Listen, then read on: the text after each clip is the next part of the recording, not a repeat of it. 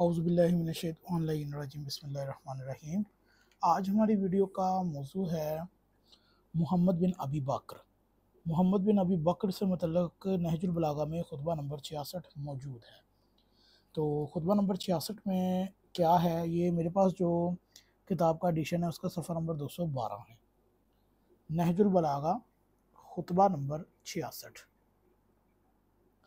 मोहम्मद बिन अबी बकर को जब हज़रत यानी कि अमीरुल मोमिनीन अली अलैहिस्सलाम ने मिस्र की हुकूमत सुपुर्द की और नतीजा में इनके ख़िलाफ़ गलबा हासिल कर लिया गया, वो कत्ल कर दिए गए, तो हज़रत ने फरमाया, मैंने तो चाहा था कि हाशा बिन उतबा को मिस्र का वाली बनाऊँ, और अगर उसे हाकिम बना दिया होता तो वो कभी दुश्मनों के लिए मैदान खाली न करता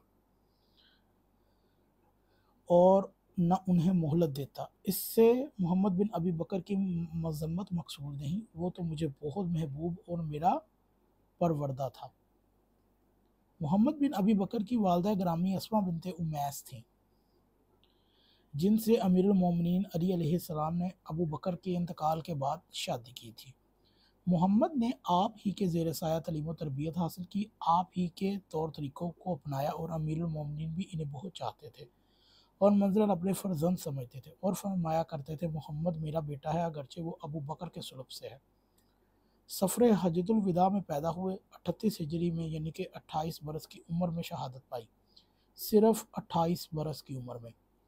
अमीरुल मोमिनीन अली अलैहिस्सलाम ने मसनद खिलाफत पर आने के बाद कैस बिन साद बिन उबादा को मिस्र का हुक्मरान मुंतखब किया, मगर कुछ हालात ऐसे पैदा हो गए, इन्हें माजूल करके मोहम्मद बिन अबी बकर को वहाँ का वाली मुकर्रर करना पड़ा।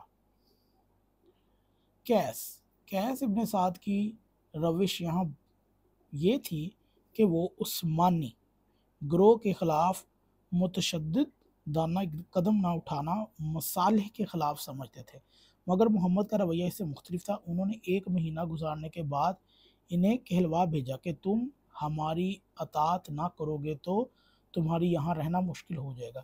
इस पर इन लोगों ने इनके ख़िलाफ़ एक महाज बना लिया और चुपके चुपके रेशा दवानियाँ करते रहे, मगर तहकीम की करारदाद के बाद पुर्जे निकाले और इंतकाम का नारा लगा दिया। शर्म और फसाद यानी कि शर्म और फसाद के और मिस्र की फ़ज़ा को मुकद्दर करके रख दिया। अमीरुल मोमिनीन को जब इस बिगड़े हुए हालात का इल्म हुआ तो आपने मालिक बिन हारिस अश्तर को मिस्र की इमारत देकर इन्हें रवाना किया ताकि वो मुखालिफ अनासर को दबाकर नज़्म नस्क बिगड़ने न दे, मगर उमवी कारिंदों ने दसीसा कारियों से न बच सके और रास्ते में ही शहीद कर दिए गए और मिस्र की हुकूमत मोहम्मद ही के हाथों में रही। इधर तहकीम के सिलसिले में उमर बिन आस की कारकर्दगी ने मुआविया को अपना वादा याद दिलाया, चुनाचा उसने 6000 जंगजू आजमा उसके सुपुर्द करके मिस्र पर धावा बोलने के लिए उसे रवाना कर दिया। मोहम्मद बिन अबी बकर ने जब दुश्मनों की बढ़ती हुई यलगार को देखा तो अमीरुल मोमिनीन को कुमक के लिए लिखा। हज़रत ने जवाब दिया कि तुम अपने आदमियों को जमा करो, मैं मजीद कुमक तुम्हारे लिए रवाना करता हूँ। चुनाचा मोहम्मद ने 4000 आदमियों को अपने परचम के नीचे जमा किया, इन्हें 2 हिस्सों में तकसीम किया। एक हिस्सा अपने साथ रखा, एक हिस्से का सिपहसालार बुशर बिन कनाना को बनाकर दुश्मन की रोकथाम के लिए आगे भेज दिया। जब ये फौज के सामने पड़ाव डालकर उतर पड़ी तो उनके मुख्तलिफ टोलियों पर छापे मारने शुरू कर दिए, जिन्हें ये अपनी जुर्रत और हिम्मत से रोकते रहे। आखिरकार मुआविया बिन हुज़ैज किंदी ने पूरी फौज के साथ हमला किया, मगर उनके सरफरोशों ने तलवारों से मुंह मोड़ लिया और दुश्मन का डटकर मुकाबला करते हुए शहीद हो गए। इस शिकस्त का असर यह हुआ कि मोहम्मद बिन अबी बकर के साथी हरासा हो गए और उनके साथ छोड़कर चले गए। मोहम्मद ने अपने आप को अकेला पाया तो भागकर एक खराबे में पनाह ले ली, मगर दुश्मनों को एक शख्स के ज़रिए उसका पता मिल गया और उन्होंने इस हालत में इन्हें आ लिया कि ये प्यास के करीब ये हलाकत को पहुंच चुके थे। मोहम्मद ने पानी की ख्वाहिश की तो उन संग दिलों ने पानी देने से इनकार कर दिया और इसी तिश्नगी के आलम में इन्हें शहीद किया गया। उनकी लाश को एक मुर्दा गधे के पेट में रखकर जला दिया।